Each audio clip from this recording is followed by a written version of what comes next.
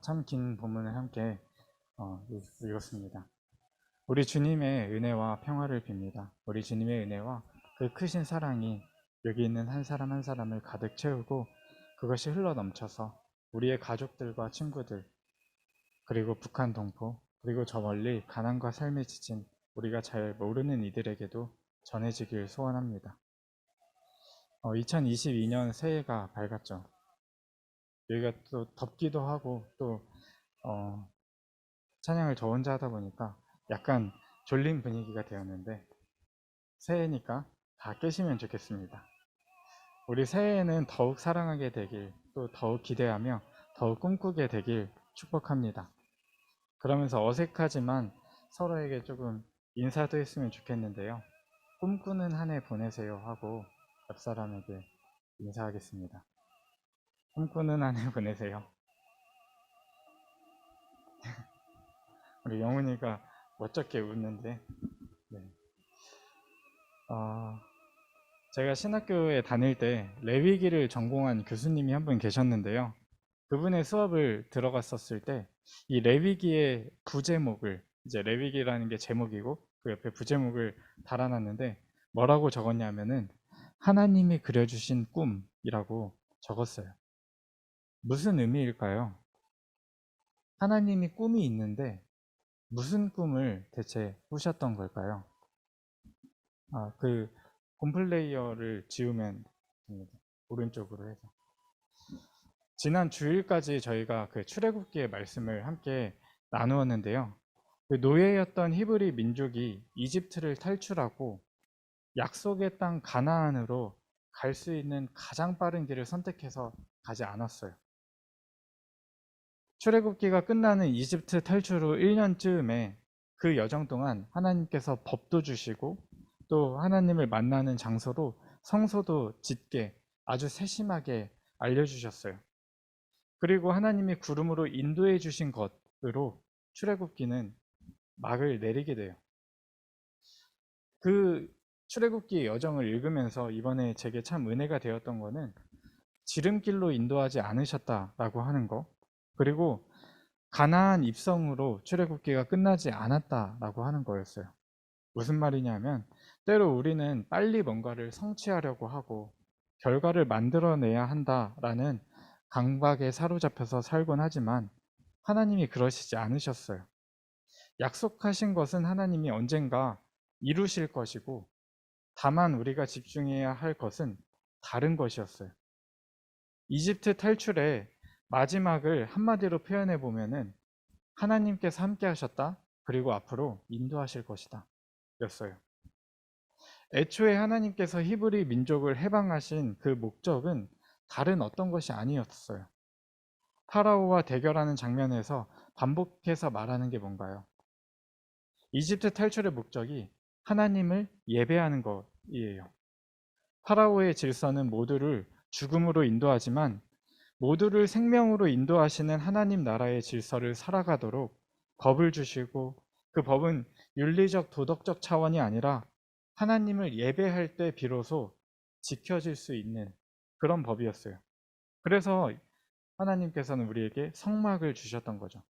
그리고 이제 우리가 함께 앞으로 묵상해 나가게 될 이 레위기는 만남의 장소가 있으니 만나는 방법을 알려주시는 거예요.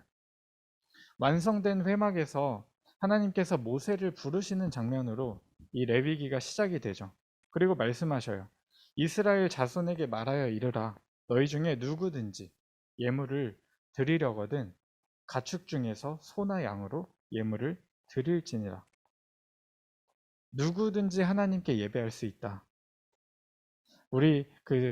우리가 살아가는 자본주의 사회에선 돈이 있으면 힘이 되고 또 정보 사회라고 말을 한다면 가진 정보가 힘이 되죠. 종교가 역할을 하는 사회에서는 신과 교통할 수 있는 것이 힘이 되었었어요. 그런데 이 히브리 민족에게 알려주시는 것이 고대 사회에선 굉장히 독특한 거예요. 우리 마치 그 왼손은 거들 뿐 하는 것처럼 제사장은 거들 뿐, 이 실제로 예배의 주체가 되는 그 당사자가 누구든지가 되는 거예요.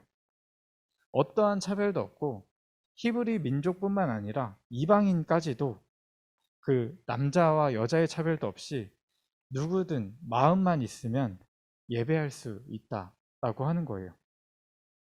그러니까 다시 말하면 누구든지 마음이 있어야 예배할 수 있어요. 예물을 드리려거든 제사가 시작을 하려면은 예물이 있어야 된다라고 얘기를 해요.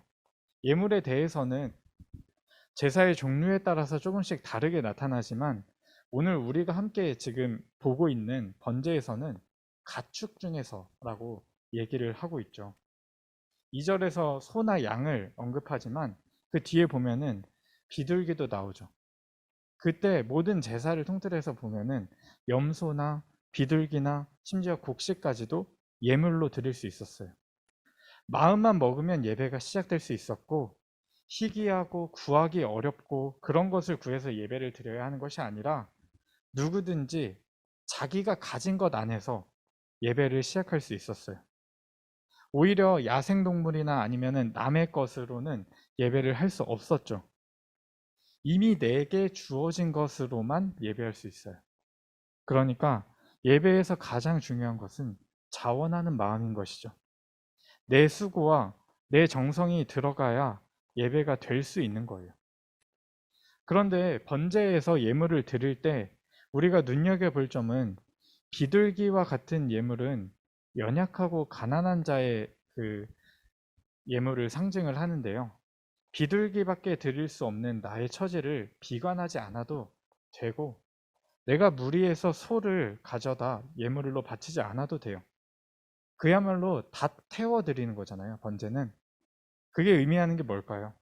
하나님은 거기에서 냄새만 받으시는 것으로 표현이 되죠. 남는 거는 죄밖에 없어요. 비둘기도 태우고 나면 죄가 되고요. 값비싼 소도 태우고 나면 죄가 될 뿐이었어요. 하나님은 냄새만 받으신다고 해요. 이게 의미하는 게 뭘까요? 하나님을 예배하고 하나님 나라를 세워가는 데 있어서 그의 재력이나 재능이나 다른 어떤 것이 우리에겐 기준이 될지 모르겠지만 하나님 앞에선 아무런 상관이 없다라고 하는 거예요. 내가 큰 것을 드렸다 생각해도 제가 되는 순간에 그것은 의미를 잃게 되고요. 내가 아무리 작은 것밖에 못 드렸다라고 생각을 해도 그것이 제가 되는 순간에 그 의미를 잃어버려요. 그저 향기로운 냄새가 드려졌다. 그 마음만 드려졌다라고 하는 사실만이 남는 것이죠. 번제를 드릴 때는 제사장은 안내자가 될 뿐이에요. 대부분의 절차들을 이 예물을 드리는 사람이 진행을 하게 되죠. 아까 앞서 말했듯이 자본주의 사회에선 돈을 가진 사람이 힘을 가지게 되는 것처럼 종교 사회에서는 이 제사를 주관하는 사람이 힘을 가질 수밖에 없어요. 고대 사회에서 종교 권력이 있었잖아요. 그렇기 때문에 제사는 제사장의 다른 종교에 있어서는 고유 영역이었어요. 그런데 이스라엘 제사를 살펴보면은 그 모든 절차가 누구에게나 공개되어 있어요.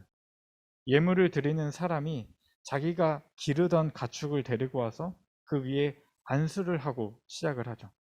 그리고 그 제물 제단 북쪽에서 그 가축을 죽인 다음에 가죽을 벗겨서 조각을 내고 제단 그 흐르는 피를 받아서 뿌리는 역할만 제사장이 하고 있어요. 내장과 그 정강이를 물로 씻겨내고 가죽을 벗겨내고 이런 역할들은 다 예배자가 하는 거죠. 그리고 제사장은 그렇게 각을 뜬 각 부분들을 받아가지고 제단 위에 불에서 태워주는 역할만을 해요. 근데 이 제사를 보면은 우리한테 좀 너무 낯설고 현대 사회를 살아가는 우리에게는 좀 당황스럽기까지 한 그런 것이죠. 근데 이게 의미하는 게 뭘까요? 어쩌면은 예배는 굉장히 불편한 거예요. 이 과정들을 한번 생각해 보세요. 안수를 하고 죽이고 각을 뜨고 이 모든 과정에 엄청난 헌신이 들어가게 돼요. 우리는 하나님으로부터 받는 것에 익숙하지 우리가 늘 교회로부터 또 하나님으로부터 받는 것에 익숙하지 내가 뭔가를 드린다, 내가 예배에 헌신한다 이런 것을 생각하기가 쉽지 않아요. 우리가 교회에 와서 앉아있기는 쉽지만 예배에 헌신하는 사람이 되고 또 뭔가의 그 주도적으로 역할을 한다라고 하는 거는 쉽지 않죠. 오히려 이건 굉장히 우리에게 불편한 거예요. 광야에서는 유목민이었고 가나안 땅에 들어가서는 정착했을 때는 심지어 훨씬 후에 그 예수님이 사셨던 베들레헴 그 시절까지도 가축은 한 건물 안에서 같이 살았던 그 존재예요. 상상력을 조금 빌리면은 그 가축을 선택하고 제사를 드리러 끌고 가는 그 여정 자체까지도 예배의 시작이었을 거예요. 안수를 하고 태워드릴 때 그것은 이 제물이 나를 대신하게 된다, 나를 드린다 라고 하는 행위죠. 그러니까 정리해 보면은 이 예배의 본질은 희생이에요. 우리는 하나님을 예배하면서 자기 희생의 길을 배우게 되는 거예요. 삶이 각박해질수록 우리는 어떻게 하나요? 나 스스로를 점점 꽁꽁 싸맬 수밖에 없죠. 나를 지키는 것은 너무나도 중요한 일이고 소중한 일이고 그렇게 하지 않을 때 나를 지킬 수 없는 것 같은 두려움이 밀려오기도 해요. 그렇지만 하나님을 만나는 첫 번째 방법, 번제를 통해서 우리가 배우는 것은 자기 희생, 주님께 내가 향기로 드려지는 삶에 대한 것이에요. 그런 선택을 할 때 우리 삶에 강력하게 역사하시는 하나님을 경험할 수 있다라고 하는 것이 이 예배가 우리에게 알려주시는 거죠. 예수님께서 제자들에게 이런 말씀을 하셨어요. 누구든지 나를 따라오려거든 자기를 부인하고 자기 십자가를 지고 나를 따를 것이니라. 누구든지 자기 목숨을 구원하고자 하면 잃을 것이요. 누구든지 나를 위하여 자기 목숨을 잃고자 하면 찾으리라. 우리는 뭔가를 얻어야 한다.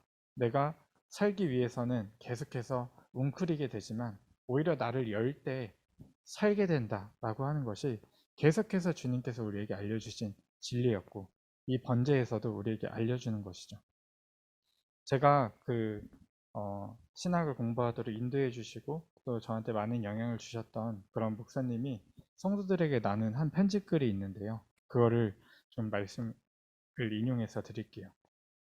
요즘 저에게 순종을 요구하는 사람은 많지 않습니다. 대개의 어른들은 그리고 초등학생만 되어도 이미 예의 바른 사람으로 변해서 자신의 생각보다 저의 생각을 존중하게 됩니다. 특별히 교회 공동체 안에서는 많은 분들이 저에게 순종하고자 준비하고 계십니다. 그래서 어느 사이엔가 목사인 제가 순종하는 삶을 점점 잃어버리게 되었죠.